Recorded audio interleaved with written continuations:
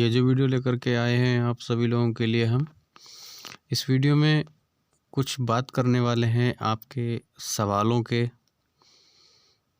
मैं कई दिनों से देख रहा हूँ कुछ लोगों के कई सवाल आ रहे हैं कमेंट के माध्यम से, तो आज हम सभी सवालों के जवाब आप सभी लोगों को हम देंगे।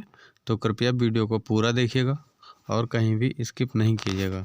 अगर आप हमारे चैनल पर नए हैं तो चैनल को सब्सक्राइब करने के बाद बेल आइकन ज़रूर दबा दीजिएगा। चलिए वीडियो शुरू करते हैं और वीडियो पर लगातार सभी लोग बने रहिएगा, ठीक है। नमस्कार दोस्तों, आज आप सभी लोगों का CC tech Nishant YouTube channel पर एक बार फिर से बहुत बहुत स्वागत है। आज हम एक नई वीडियो के साथ आप सभी लोगों के सामने उपस्थित हो चुके हैं। आज हम इस वीडियो में जो भी सवाल हैं आप लोगों के, वो हम सवालों के जवाब देने वाले हैं। अगर कोई प्रॉब्लम आ रही है, उस प्रॉब्लम को आपने हमें जो है कमेंट के माध्यम से बताया है, हम आपकी पूरी मदद करने की कोशिश करेंगे। क्या क्या प्रॉब्लम आ रही हैं आपको, क्या क्या सवाल हैं आपके, हम बताने वाले हैं। तो चलिए ठीक है, वीडियो को शुरू करते हैं। लेकिन शुरू करने से पहले आप लोगों से गुजारिश करना चाहेंगे कि जो भी हमारे चैनल पर पहली बार आए हैं तो उन लोगों से हम निवेदन करना चाहेंगे हमारे यूट्यूब चैनल को सब्सक्राइब जरूर कर लीजिएगा और साथ ही बेल आइकन दबा दीजिएगा।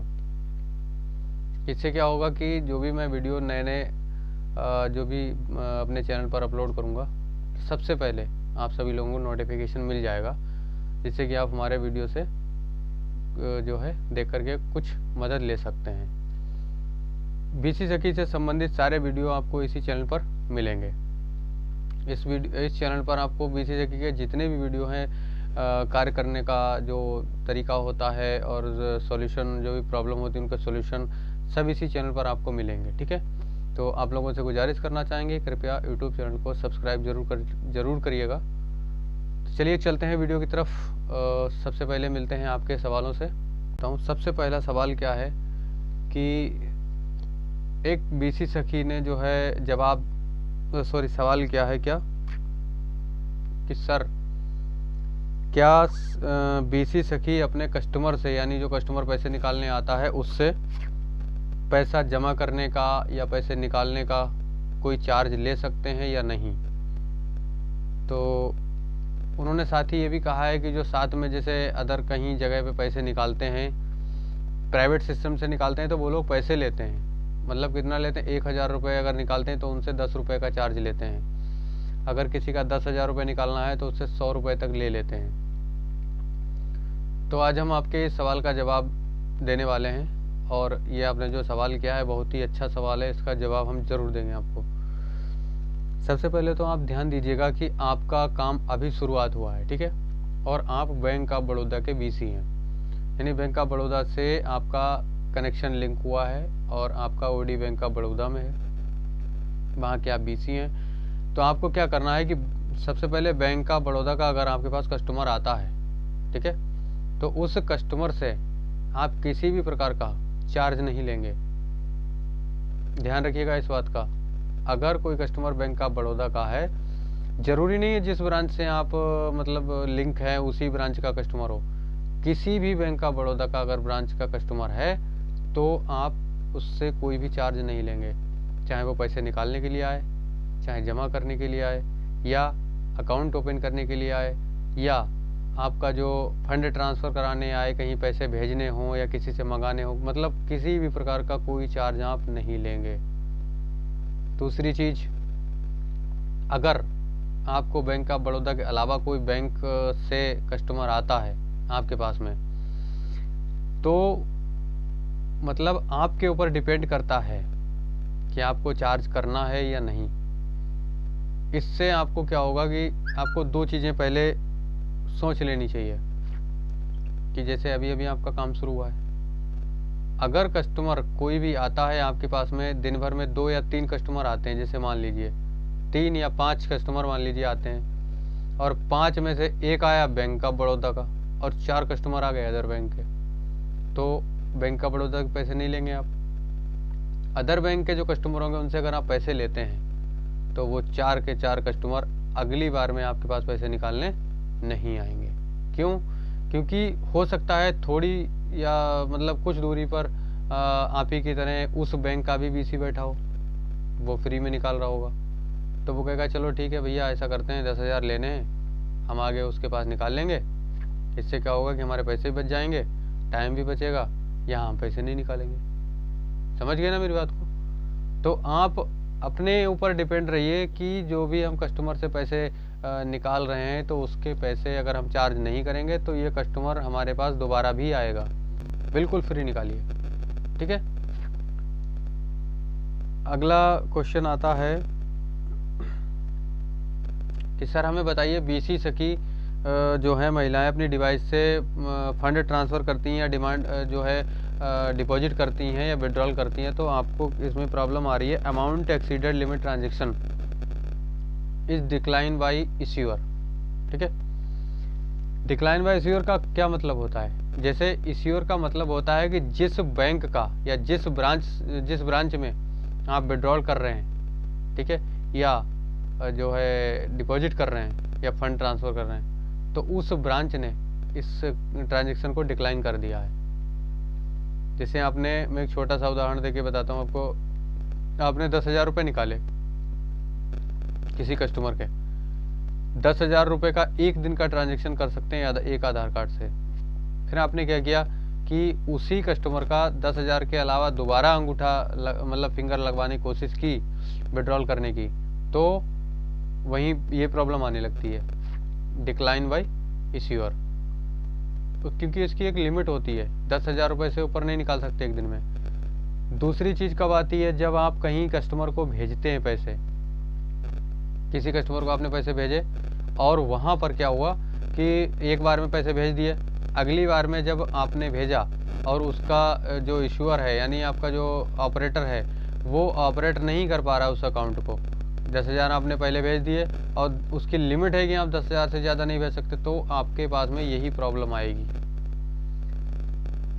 एक चीज़ और भी मैं बता दूं आपको कि अगर आप कभी पैसे ट्रांसफ़र कर रहे हैं कि अदर बैंक में जमा कर रहे हैं, जैसे बैंक ऑफ बड़ौदा के अलावा किसी दूसरी बैंक में जब आप जमा करेंगे तो आधार कार्ड से पैसे जमा होंगे। ये इसका वीडियो पहले बना चुका हूँ, अगर आपने अभी तक नहीं देखा है तो हमारे वीडियो सेक्शन में जाकर के, हमारे चैनल पर वीडियो सेक्शन में जाकर के इस वीडियो को देख सकते हैं, या फिर हम इस वीडियो का लिंक अपने डिस्क्रिप्शन बॉक्स में दे देंगे, वहाँ से आप देख सकते हैं, ठीक है।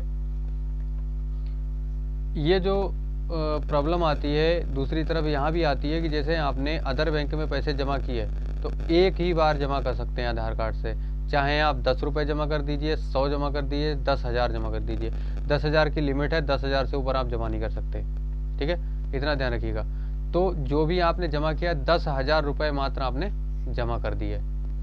अब क्या होता है कि 10,000 रुपये जमा करने के बाद में दोबारा अगर आपने मतलब ये जमा करने की कोशिश की तो यही प्रॉब्लम आने लगेगी।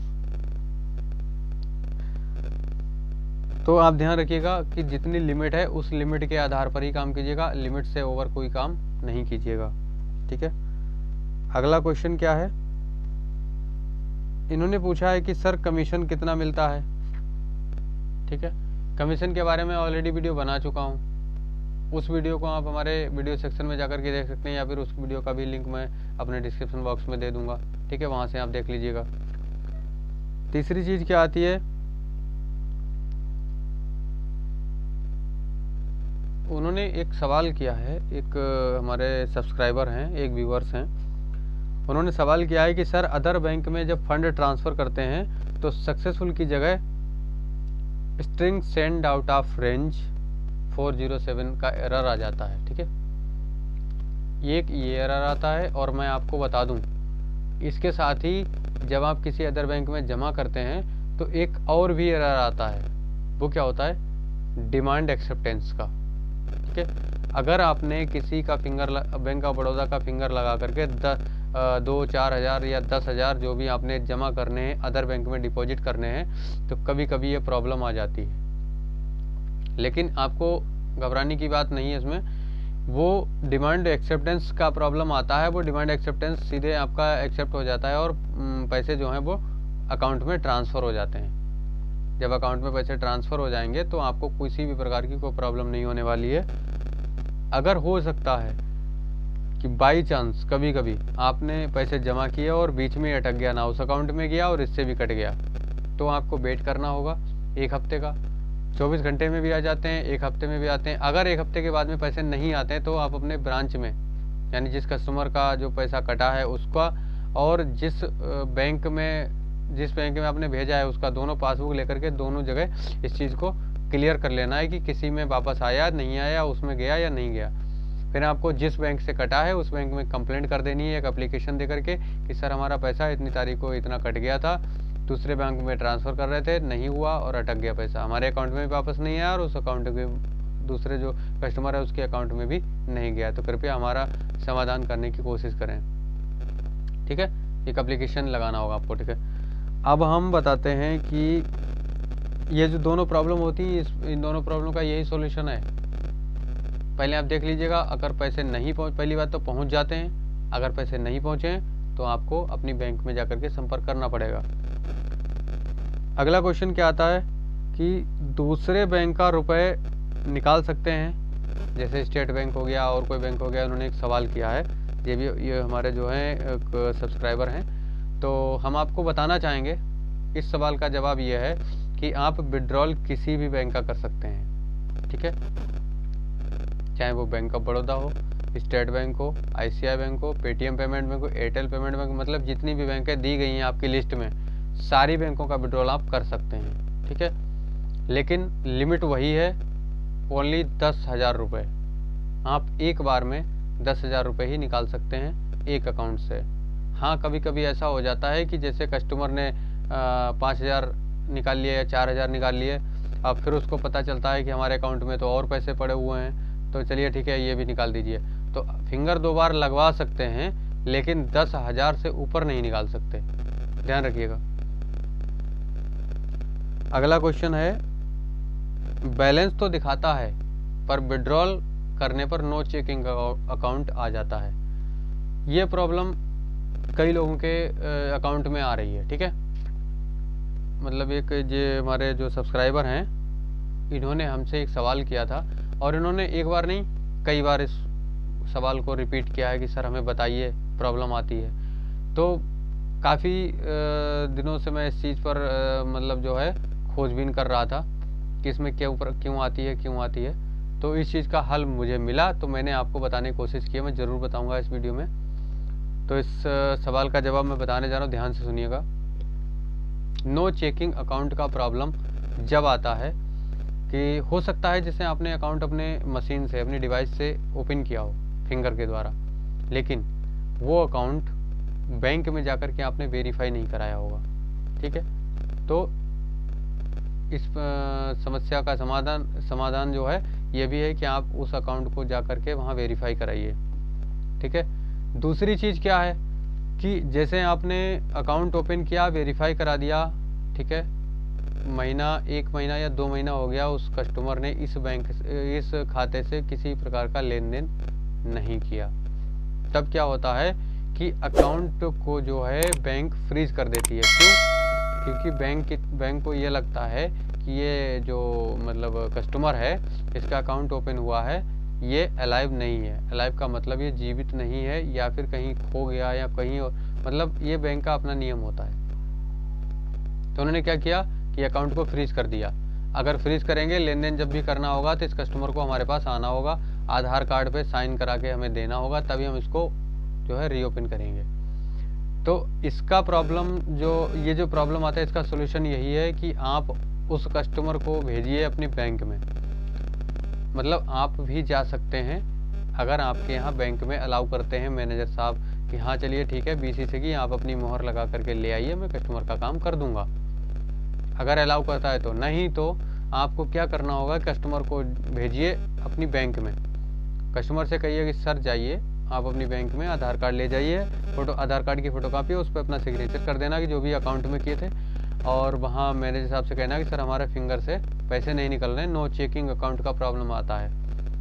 और आप ये भी कर सकते हैं कि आप जो प्रिंट आउट निकलता है उसका वो भी साथ में दे सकते हैं। तो इसलिए कि उससे कस्टमर से कह सकते हैं कि सर जाइए आप अपना कस्टमर को ये पर्ची मैनेजर साहब को दिखा दीजिएगा, ठीक है, वो समझ जाएंगे। ये होता है आपका प्रॉब्लम का सोल्यूशन। ठीक है, ध्यान रखिएगा इस चीज़ का।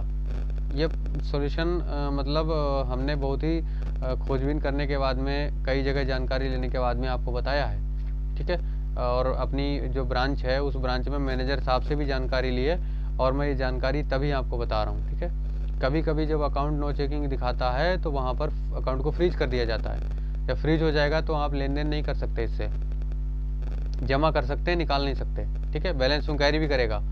ऐसा होता है कि जैसे मैंने देखा कि कभी कभी जब अकाउंट फ्रीज होता है तो बैलेंस इंक्वायरी भी नहीं होती, लेकिन नो चेकिंग अकाउंट ये एक एरर इस प्रकार का है कि इसमें आप अकाउंट बैलेंस तो देख सकते हैं लेकिन विड्रॉल नहीं कर सकते, ठीक है। समझ गए आप लोग। चलिए हम चलते हैं अगले क्वेश्चन की तरफ। अगर अकाउंट नंबर बिना प्रिंट किए हुए कट गया तो अकाउंट नंबर कैसे पुनः मतलब मिल सकेगा। इनका जो सवाल है वो ये है कि अगर कस्टमर का जो हमने अकाउंट ओपन किया है वो अकाउंट हमसे डिलीट हो गया, सॉरी जो प्रिंट आउट नहीं निकल पाया और बैक हो गया, ठीक है। हमने अकाउंट नंबर भी नोट नहीं कर पाए। इस सिचुएशन में आपको प्रॉब्लम तो आती है। जैसे मैं आपको बता दूं, मेरा जो ब्रांच है उस ब्रांच में मैं जब जाता हूं तो मैनेजर साहब से हमारा अच्छा संबंध है, तो वहाँ पर आपको क्या करना होगा, आधार कार्ड, जिस कस्टमर का आपने अकाउंट ओपन किया है उस कस्टमर का आधार कार्ड आप लेकर के जाइए, ठीक है। बैंक में आधार कार्ड जो है लेकर के जाएंगे और मैनेजर साहब से कहेंगे सर हमने इनका अकाउंट ओपन किया था और अकाउंट ओपन करते समय कुछ एरर आ गया या डिवाइस में कुछ प्रॉब्लम बन गई, इस वजह से हम अकाउंट नंबर अपने पास नोट नहीं कर पाए, तो आप प्लीज़ इसका प्रिंट आउट निकाल लीजिए, ठीक है। प्रिंट आउट आप निकलवा लेना, वहाँ से आप मैनेजर साहब से प्रिंट आउट निकलवा सकते हैं। ये सॉल्यूशन इसका है। दूसरी चीज़, सर BC की डिवाइस के अलावा लैपटॉप पर कैसे काम कर सकती हैं। इस सवाल का जवाब आपको हम जरूर बताएंगे। इस सवाल का जवाब ये है कि BC कभी भी लैपटॉप पर काम नहीं कर पाएंगी, सिर्फ और सिर्फ डिवाइस पर काम कर पाएंगी। क्यों? क्योंकि उनका जो KO कोड है यानी जो BC कोड है वो सिर्फ और सिर्फ डिवाइस के लिए मैपिंग किया गया है। BC कभी भी लैपटॉप पर काम नहीं कर पाएंगी, ये ध्यान रखिएगा। हाँ, अगर आपको लैपटॉप पर काम करना है तो आपके यहाँ आपकी कंपनी से संपर्क कीजिए पहले कि सर क्या ये संभव है।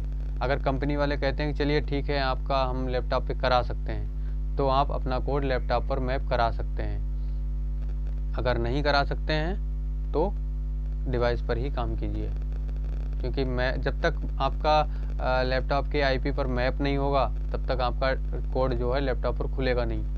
ध्यान रखिएगा इस चीज़ का, ठीक है।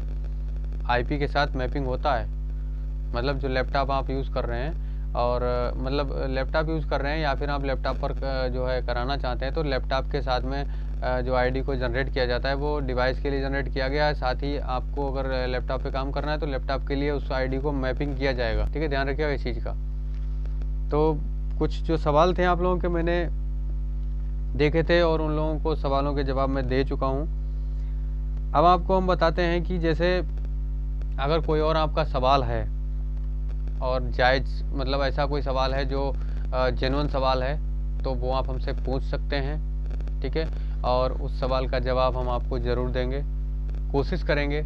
अगर जो सवाल हमें नहीं पता होंगे तो उस सवाल का जवाब अपने सीनियर लोगों से यानी जो मैनेजर साहब हैं और हमारे कंपनी के हेड हैं उन लोगों से पूछ करके ज़रूर आपको जवाब देंगे, क्योंकि अधिकतर जो है YouTube चैनल पर इस BC के संबंध में मेरे ही चैनल से जो है वीडियो पहुंच रही हैं आप सभी लोगों तक, और आप सभी लोगों का बहुत प्यार मिल रहा हमें, और आप लोग हमें ऐसे ही मतलब साथ देते रहिए, प्यार करते रहिए। हम आप लोगों की मदद करने की पूरी कोशिश करते रहेंगे,